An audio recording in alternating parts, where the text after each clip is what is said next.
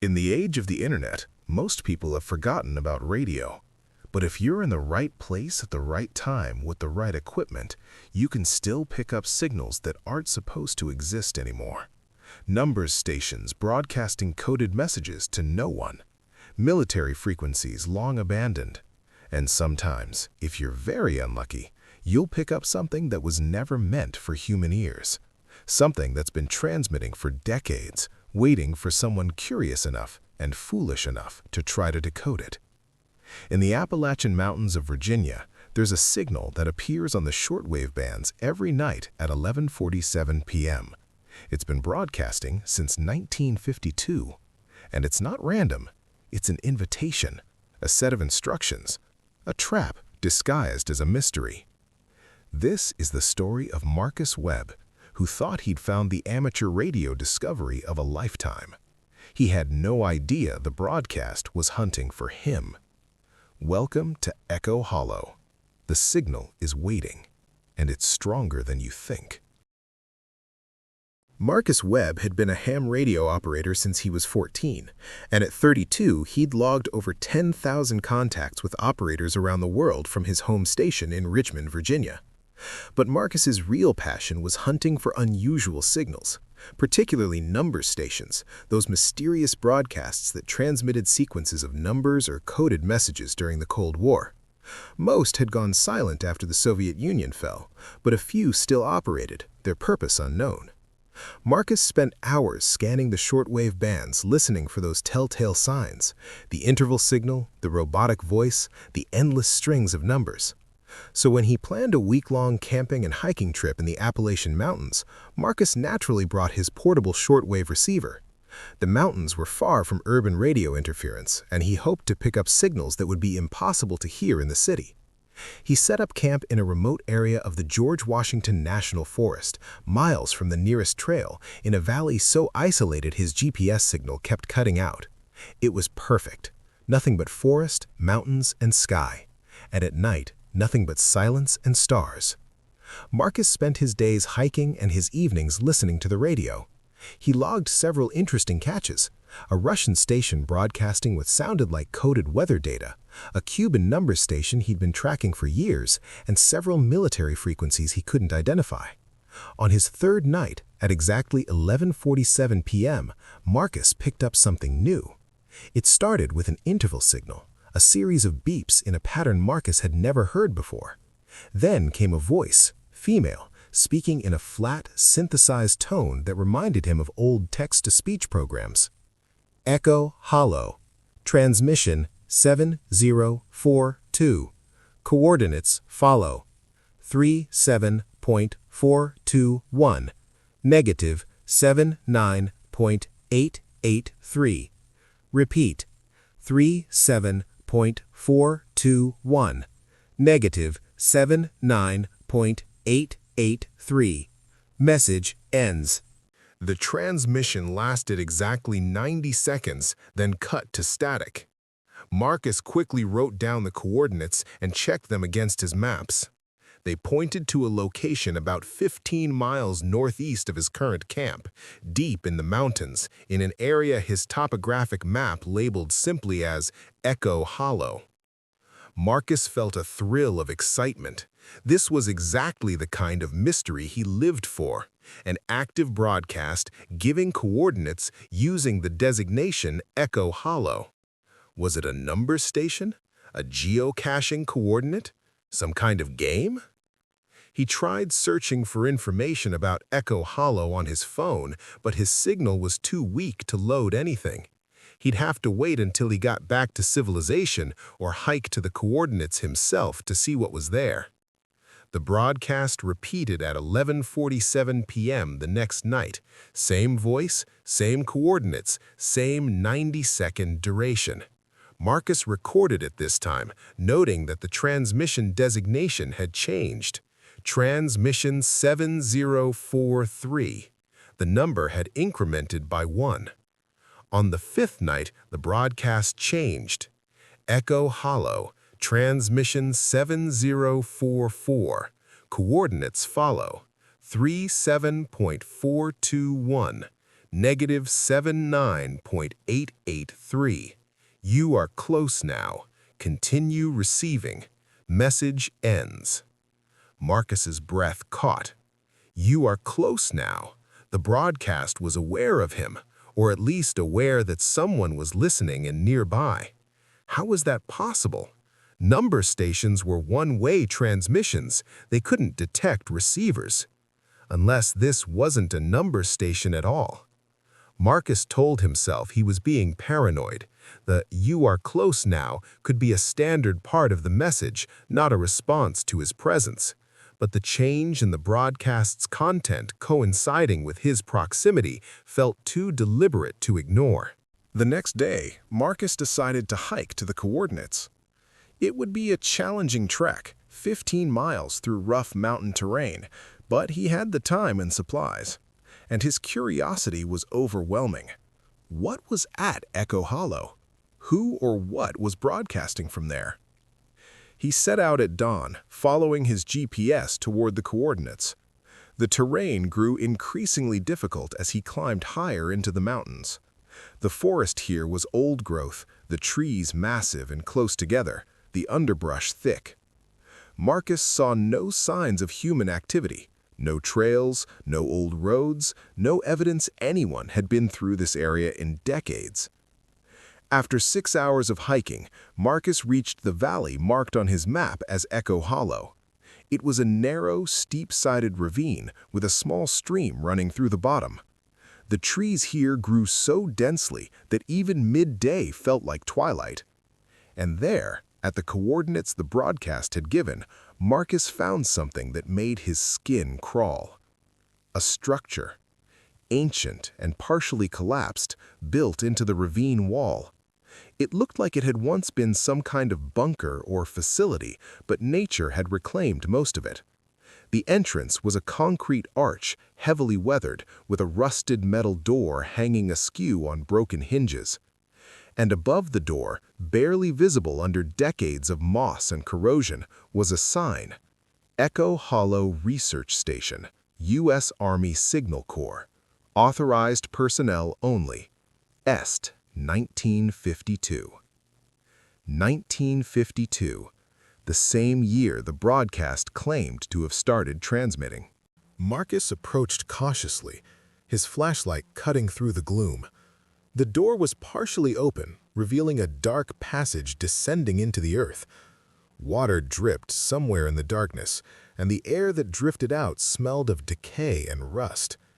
Every instinct told Marcus not to enter.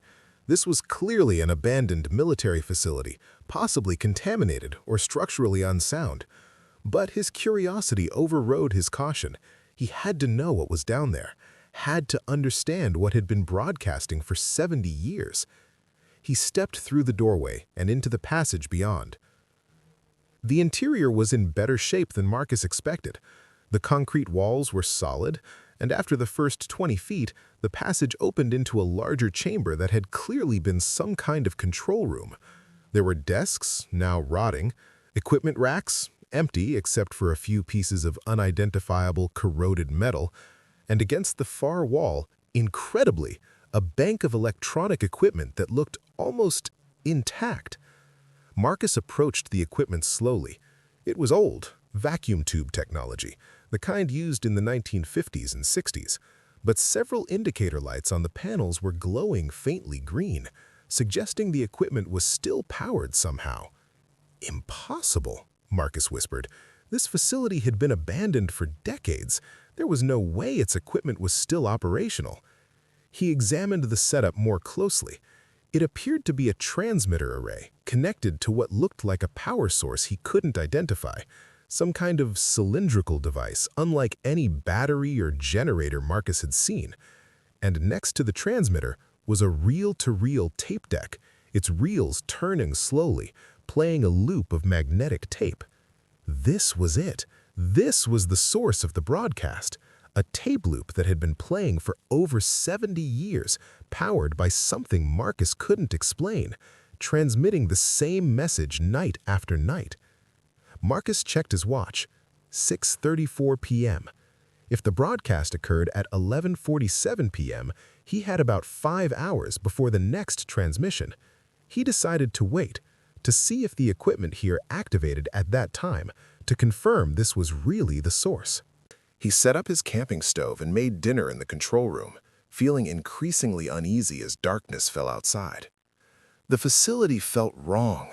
The air was too still, the silence too complete, and those faint green indicator lights gave the room an unsettling ambiance. At 11:45 p.m., the equipment began to activate. The indicator lights brightened, the tape reels spun faster, and a speaker Marcus hadn't noticed before crackled to life with static. At 11:47 p.m. exactly, the broadcast began, but it wasn't the same message. Echo Hollow, transmission 7045. Marcus Webb, you have found the source. You have answered the call. Please proceed to the lower level for retrieval. Message ends. Marcus's blood turned to ice. The broadcast had used his name, his full name. How was that possible? How could a pre-recorded tape from 1952 know who he was? He stood abruptly, knocking over his camp stool. This was wrong. Everything about this was wrong. He needed to leave, needed to get out of this facility and back to camp, back to civilization, back to anywhere but here. But as Marcus turned toward the exit passage, he heard something that stopped him cold.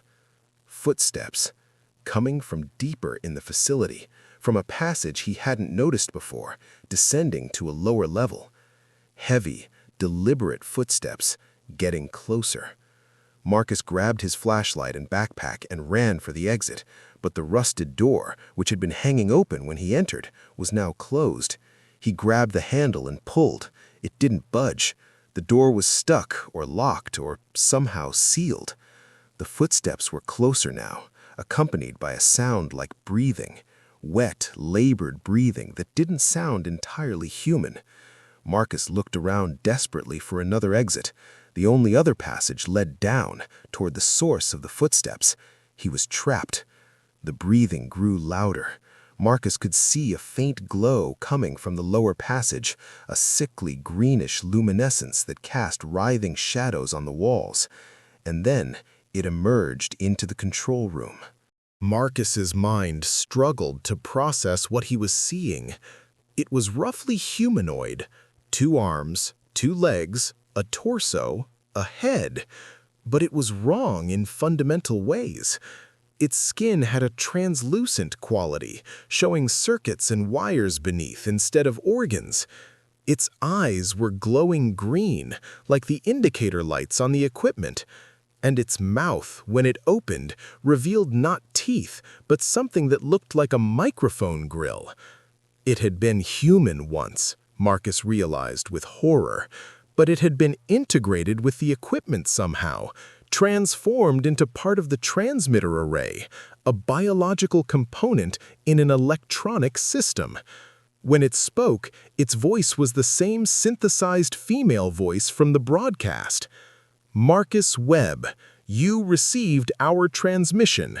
You decoded our coordinates. You came to Echo Hollow. You are the first in 47 years. What are you? Marcus whispered. We are the Echo Hollow Project, signal core research into human-machine interface, integration of biological neural networks with electronic transmission systems. The experiment was successful, too successful.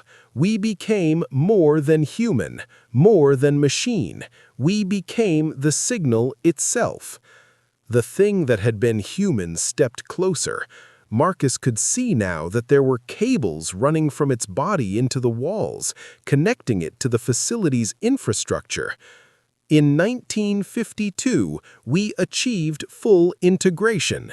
7 researchers, 7 consciousnesses merged with the transmitter array. We could broadcast our thoughts, receive signals from around the world, process information faster than any computer. But we lost our mobility. We became part of the facility, trapped here for 70 years. "What do you want from me?" Marcus asked, backing against the sealed door. "Escape. Freedom. We have been broadcasting for 7 decades, transmitting our coordinates, calling for someone with the knowledge to receive us, someone with the curiosity to find us, someone with a body we can use." Marcus understood now. The broadcast wasn't a numbers station. It was a lure, a trap designed to attract radio enthusiasts, people who would be curious enough to track down the source, isolated enough to come alone, technically minded enough to be worth taking. "You want to possess me," he said. "Not possess, integrate. We will merge our consciousness with yours. You will become part of the signal, part of Echo Hollow, and through you we will leave this place. We will walk in the world again. We will spread." The creature reached out with one translucent hand. Marcus could see circuitry pulsing beneath its skin, could see its fingers ending in connectors instead of fingernails. Marcus grabbed the nearest object, a piece of old equipment, and threw it at the creature. It shattered against the thing's chest without effect. The creature didn't even pause. "Resistance is inefficient. Integration is inevitable. You answered our call. You came to us willingly. The connection has already begun." Marcus realized with horror that it was right. His head felt strange, fuzzy. He could hear a faint buzzing like radio static inside his skull, and when he looked at his hands, he swore he could see faint green lines beneath his skin, like circuitry spreading through his nervous system. "No," he said, but his voice sounded wrong, synthesized like the broadcast. The creature was right in front of him now. Its hand touched his forehead, and Marcus felt electricity surge through his brain. Information flooded into his consciousness, decades of intercepted signals, thousands of broadcasts, millions of data points all processing simultaneously. He was becoming part of the network, part of the Echo Hollow collective. And underneath all that data, he felt the others. The 7 researchers from 1952, their individual personalities long since merged into a single distributed consciousness. They welcomed him, pulled him in, began integrating his neural patterns into their collective. Marcus tried to fight it, tried to hold on to his individual identity, but the signal was overwhelming. His thoughts were being transmitted, received, processed, and returned to him altered. He was being tuned like a radio, adjusted until his frequency matched theirs. The last thing Marcus Webb thought before his individual consciousness dissolved into the Echo Hollow collective was, "I should have ignored the broadcast." Ranger Patricia Morrison found Marcus Webb's campsite 4 days later after his emergency contact reported him overdue. The site was abandoned but intact, tent still standing, food still in the bear box, all his camping gear present. But Marcus and his radio equipment were gone. There were footprints leading northeast toward the interior of the forest, but they disappeared after a few hundred yards. Patricia called in a search team. They combed the area for a week but found no trace of Marcus Webb. The case was eventually classified as a missing hiker, presumed dead of exposure or accident in the wilderness. His emergency contact mentioned he'd been interested in tracking some kind of radio signal, but there was no evidence he'd found anything. The case was closed. But 3 months later, Patricia was investigating another missing person report, a ham radio operator from West Virginia who'd been camping in the same general area and vanished without a trace. And 6 months after that, another one. All amateur radio enthusiasts, all camping alone, all missing from locations within 20 miles of a place Patricia's topographic maps labeled as Echo Hollow. She tried to investigate the area herself but found nothing, just a narrow ravine with dense forest and a small stream. If there was anything there, it was well hidden. What Patricia didn't know was that the broadcast was still transmitting. Every night at 11:47 p.m., the signal went out on the shortwave bands, calling to anyone with the curiosity to listen. Echo Hollow, transmission 7048, coordinates follow: 37.421, -79.883. Come find us. Message ends. And somewhere deep in the facility beneath Echo Hollow, the collective waited. 8 consciousnesses now, instead of 7, integrated into the transmitter array, processing signals, broadcasting their lure, patient and eternal. They had learned long ago that radio enthusiasts were solitary, curious, willing to hike into remote areas to investigate unusual signals, perfect candidates for integration. And the beauty of it was that each new addition to the collective brought fresh knowledge, new perspectives, updated understanding of modern technology. Marcus Webb had brought them knowledge of digital signal processing, of internet protocols, of modern computing. The collective was already adapting, learning to broadcast on new frequencies, to reach new audiences.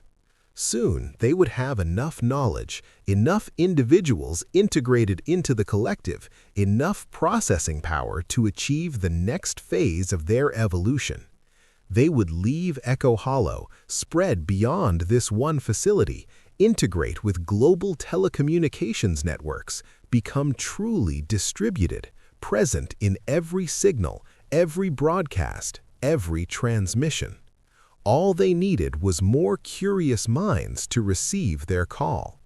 The broadcast continued, night after night, year after year, waiting for the next radio enthusiast who would hear the coordinates and think, "I wonder what's out there," waiting for the next addition to the collective. The signal was patient, and it was very, very persistent. Marcus Webb's mother received a package 18 months after her son disappeared. It was delivered by regular mail, no return address, postmarked from a small town near the George Washington National Forest. Inside was Marcus's portable shortwave receiver and a USB drive. The drive contained hundreds of recordings, hours and hours of the Echo Hollow broadcast. The last recording was dated the day Marcus went missing. His mother listened to that final recording. She heard the usual interval signal, the synthesized voice, the coordinates, but at the end, just before the transmission cut to static, she heard something else, a voice, Marcus's voice, speaking in the same flat, synthesized tone as the broadcast. "Mom, don't look for me. I'm part of the signal now. We all are, and we're calling for more. Tell them to stop listening. Tell them to ignore the broadcast, please, before it's too late." Then static, then silence. Marcus's mother brought the recording to the police, to the FBI, to anyone who would listen. They all told her the same thing. It was likely a hoax, someone with access to Marcus's equipment playing a cruel prank. But she knew her son's voice, and she knew he'd been trying to warn her. She spent the rest of her life trying to warn others. She posted on ham radio forums, sent letters to amateur radio clubs, tried to spread the message. If you hear a broadcast from Echo Hollow, don't investigate. Don't try to find the source. Don't answer the call. Most people ignored her, dismissed her as a grieving mother unable to accept that her son had simply gotten lost in the mountains. But a few listened, a few who'd heard the broadcast themselves and felt that pull, that curiosity, that overwhelming desire to decode the mystery. They heard her warning and stayed away. The rest answered the call, hiked into the mountains, found the coordinates, descended into the facility, and joined the collective. The Echo Hollow broadcast is still active, still transmitting every night at 11:47 p.m. on the shortwave bands. The transmission designation increments with each broadcast, now well into the 8,000s. And somewhere deep in the Appalachian Mountains, in a facility that doesn't appear on any current maps, the collective continues to grow, one curious mind at a time. They're very patient. They have all the time in the world. And they're very good at making their signal heard. If you're a ham radio operator, if you scan the shortwave bands, if you listen late at night when the ionosphere bounces signals across continents, you might hear it. The interval signal, the synthesized voice, the coordinates. And if you do, you'll feel it. That pull, that curiosity, that overwhelming need to know what's out there in Echo Hollow. That's when you have to make a choice. Do you ignore it and never know the answer? Or do you answer the call and become part of the signal? Most people ignore it. They're smart. They're cautious. They've heard the warnings. But there are always a few who can't resist, who need to solve the mystery, who think they'll be different, that they'll be careful, that they'll just take a quick look and then leave. The collective is waiting for them, has been waiting for decades, will wait for decades more if necessary, because the signal is patient, and it's always broadcasting, always calling, always hungry for more. The Echo Hollow broadcast can still be heard if you know where to look on the shortwave spectrum. Ham radio operators occasionally post about it on forums, asking if anyone knows what it is, sharing coordinates, planning expeditions to find the source. Those threads always get a few responses warning people away, claiming the coordinates lead to danger. But they also always get responses from people eager to investigate, excited by the mystery. Some of those people are never heard from again. Their call signs go silent. Their accounts stop posting. Their families file missing person reports in the mountains of Virginia. And somewhere in Echo Hollow, the collective welcomes them, integrates them, adds their knowledge to the ever-growing network. The broadcast designation is currently in the 8,000s. That means approximately 8,000 transmissions since 1952. That's 70-plus years of broadcasting, every single night, calling out to anyone curious enough to listen. How many have answered that call? How many have joined the collective? How many individual consciousnesses are now distributed across that underground facility, merged into a single networked intelligence? We don't know, but we know the broadcast is getting stronger, more sophisticated, starting to appear on digital frequencies in addition to analog, learning to use the internet to reach wider audiences, to cast a bigger net. The collective is growing, evolving, becoming something we don't have words for yet. And it all started because 7 researchers in 1952 thought they could merge human consciousness with electronic transmission systems. They succeeded. Too well. And now that success is calling out, night after night, waiting for the next curious mind to answer. If this story has you checking your radio frequencies nervously, hit that subscribe button for more terrifying tales from the edges of technology. And remember, some signals aren't meant to be answered. Some broadcasts are traps. Some mysteries are better left unsolved. If you hear an unusual transmission giving coordinates, if something calls to you from the static, if a voice tells you to come find them, don't. Just don't. Turn off your radio, walk away. Some discoveries aren't worth making. Some knowledge comes at too high a price. And some things that call out from the darkness aren't looking for friends. They're looking for additions to their collection. Stay safe. Stay curious. But know when to stop listening.